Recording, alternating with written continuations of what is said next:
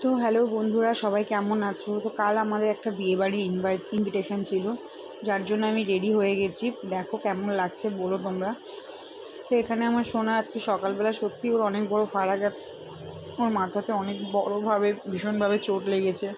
তারপরেও ও আমার সাথে যাবে, কারণ ও আমাকে ছেড়েও কোথাও যেতে চায় না। আমি যেখানে যাবো ও সেখানে যাবে। তো আমরা বিয়েবাড়িতে এন্ট্রি নিয়ে নিয়েছি। দেখো এখানে ভীষণ বড় একটা হল ছিল, অনেক বড় হলটা।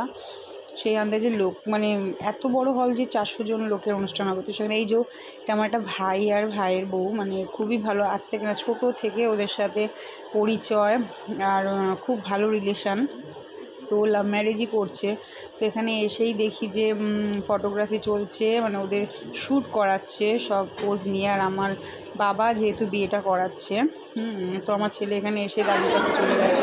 এখানে আমার পরিচিত এক জেঠিমা সবাই ছিল, যারা ছোট ছোট ছোট অনেক ছোট আমাকে দেখেছে। সেখানে আমি দুটো বাচ্চার মা হয়ে গেছি ভেবে ওরা অবাক হয়ে গেছে। তো এখানে কোল্ড ড্রিঙ্কস, ডোডোর তো আগেই মাম্মাম চলো ওখানে চলো, কোল্ড ড্রিঙ্কস এখানে ঠান্ডা খাবো। তো ওখানে গিয়ে কোল্ড ড্রিঙ্কের স্টলটাতে গিয়ে ঠান্ডা খাচ্ছে।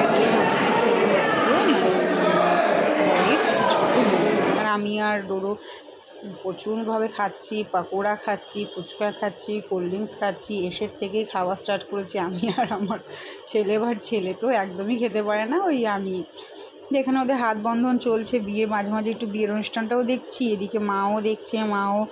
মা অনেকটা এই কাকিমাদের সব কিছুতেই দায়িত্ব একটা মারও ছিল। তো মা বাড়ি থেকে এটা ওটা সেটা নিয়ম কাজ বলে দিচ্ছে।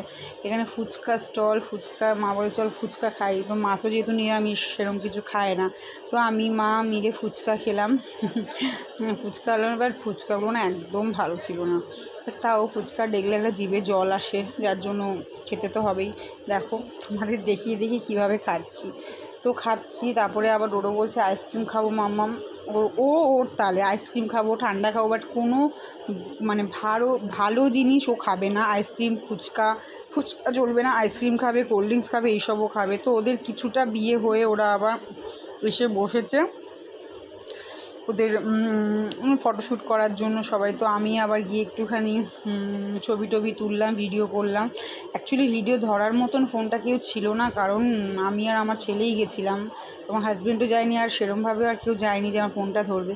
তারপর খেতে বসে বলে একটা ইউনিক জিনিস কী জানেন, এই যে টর্চটা দেখছেন এর মধ্যে মেনু কার্ড, এটা কিন্তু আমি অ্যাকচুয়ালি দেখিনি, অনেকে দেখতে পারে। তো এটা আমার খুব ভালো লাগলো দেখে, আমার ছেলে তো ভীষণ খুশি হয়েছে ওটা দেখে।